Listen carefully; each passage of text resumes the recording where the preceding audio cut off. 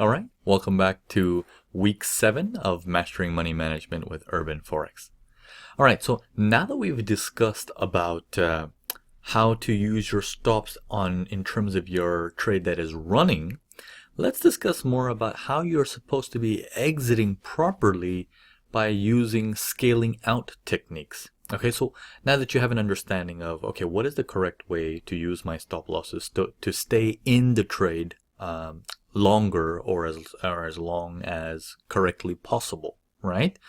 But there's also a technique on how you're supposed to be exiting based on the information provided. Now, the typical way to exit is, you see your take profit area, you get out over there. But the same thing that goes about take profits is the same thing that is, that I had to explain to you guys about stop loss. What is a take profit, right? A take profit is not, that's how much money I want to make. That's it, period. A take profit is not a line in the sky saying that I believe this is the amount of money I need in my life. Okay, a take profit is also not the secondary illusion of I'm going to put my take profit here. I don't think it's going to reach there, but just in case it spikes up there and comes back down, I won't have enough time to close it manually, so a take profit is going to actually get me out of there as well. Okay, so that's the secondary, very commonly said thing, because the average student must always be asking, like, why do we need a take profit? I can understand a stop loss, because in case whatsoever thing happens in the market, I don't want to be in the market for very long. Okay, risk control, I understand that part. But what is the purpose of take profit? If it wants to go in profit, let it go in profit, right? Isn't that the common thinking of, like, why would you want to limit your profit? Shouldn't you just let it run forever? Right? It seems like a normal, like, very logical thing to think about, right? So we just go into this process of, well, everybody's doing it, so I need to do it too, but you need to understand what a take profit is there for, okay? There's two reasons for it. One, it helps you automate your life a little bit to make sure you don't have to sit there and manage it correctly. And two, you're looking at the area of the absolute maximum, okay, approximate maximum of where you think from this moment on. It's like a little UFO just flew by, right? Okay, from this moment on, where you should be, where you think the markets are actually going to hit their limit and turn around, and it no longer will proceed from there. Just like a stop loss, where you feel if you hit that price, you no longer should be in that trade at all, because your research says from this point onwards, the buys, if you're in a buy, is off the table. It's completely out of the picture. It's no longer going to happen, period. Finished, right? A take profit should be in a very similar fashion. But there are things you need to actively do, while maintaining that trade. So this is just a little intro as I go into the next few videos to show you on how to do it as an aggressive trader and how to do it technically as a conservative trader. Now, just like, we talked about scaling in earlier as an advanced technique for some people, scaling out comes in a very similar fashion.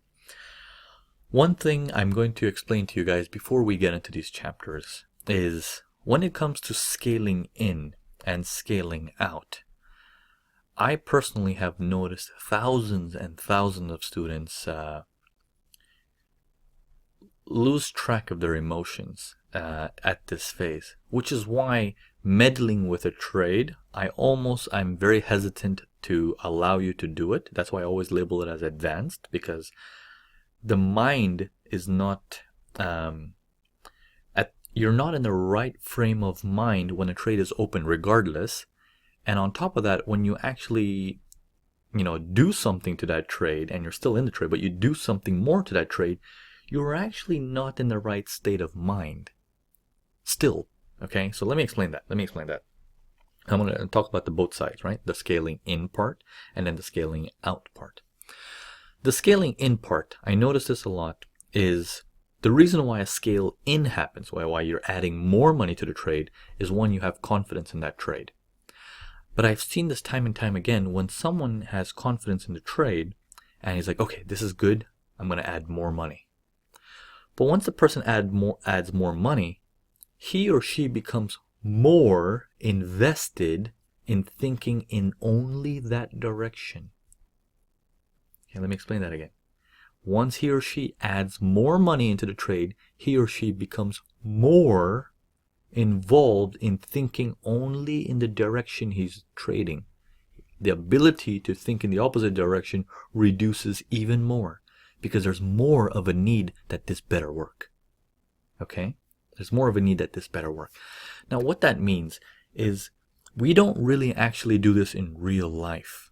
Okay? Because I've seen thousands of students do this, and makes you wonder,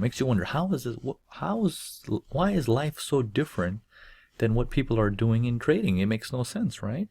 I used to see this happening in me when I used to record myself and watch myself, like, what am I doing? In my post-analysis, I would see myself writing stuff like, this trade didn't work so well when I scaled in. I noticed the common denominator. It's like, I scaled in and it didn't do well.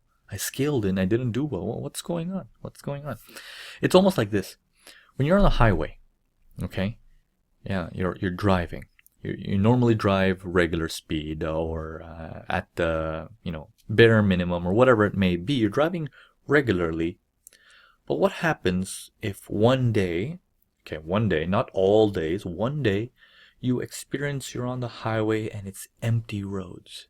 It's empty roads, and you know that there's no cops from here to there to stop you from driving fast if you wanted to drive fast. Just as an example. Now, whether you're driving or you're on driving a car, you're on a motorcycle, or you're on a bicycle, there must be areas where you're like, okay, it's empty, it's nice, it's beautiful, I'm gonna go fast. When you actually accelerate and you go faster, do you suddenly turn off your brain and be like, okay, well, no big deal? Or do you actually get more attentive and more focused and like, I want to make sure nothing comes in front of my car, a deer, a dog, a rabbit, or whatever. Your heart and your adrenaline activates where you're actually in the mode, fully focused and not drifting here or there or distracted in any way or form.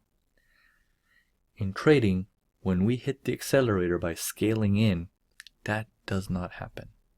You don't automatically go into full focus, right? You don't go into full focus because you already have confidence in this trade working. That's why you scaled in.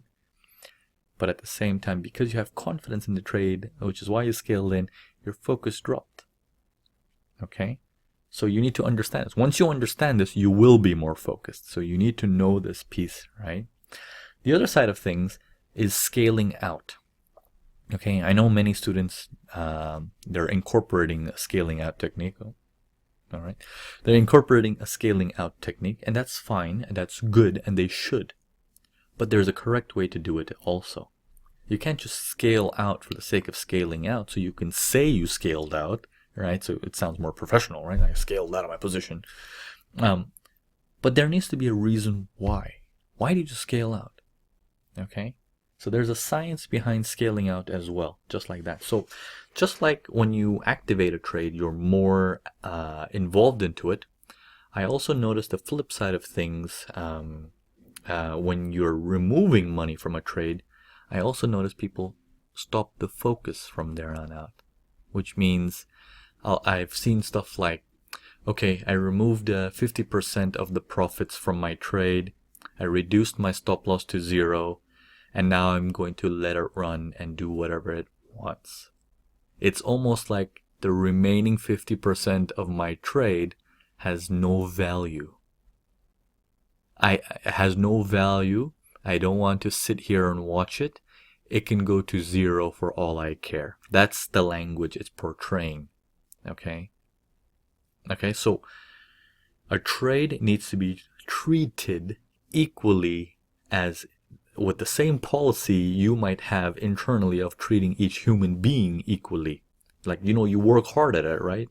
Like, this is a common thing especially in Western countries like the US or the UK or Canada or Australia, Singapore, and stuff like that.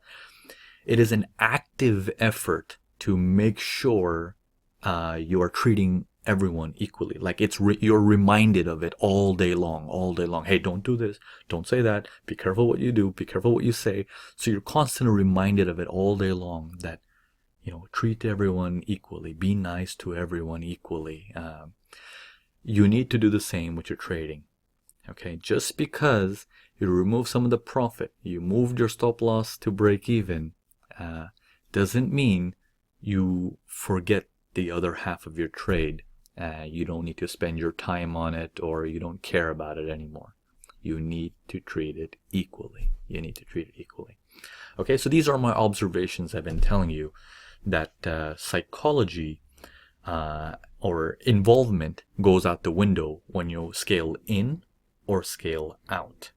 Okay, so one of the things you need to do, if you have to, repeat in the comments below. You need to treat each trade equally. So you can say, I will treat each trade equally. Okay, you can write that in the comments below, and we'll definitely acknowledge that you're there, you're 100% watching this lesson, you're understanding, and you know why. Okay, you know why it needs to be done. So hopefully you can use my experience of watching this in other students to learn from them, and you can hopefully skip through that instead of falling and trying to do from there. Yeah, that is the best way to learn, but hopefully me explaining this to you will at least make you more aware that you will fall less and you will improve quickly because you know about it. Okay, so it is still a better way to fall and proceed, but knowing you're going to fall and then you proceed from there, it'll be faster. Okay. Okay, so let's proceed on to the next video. I'm going to walk you through on how to scale out as an aggressive trader.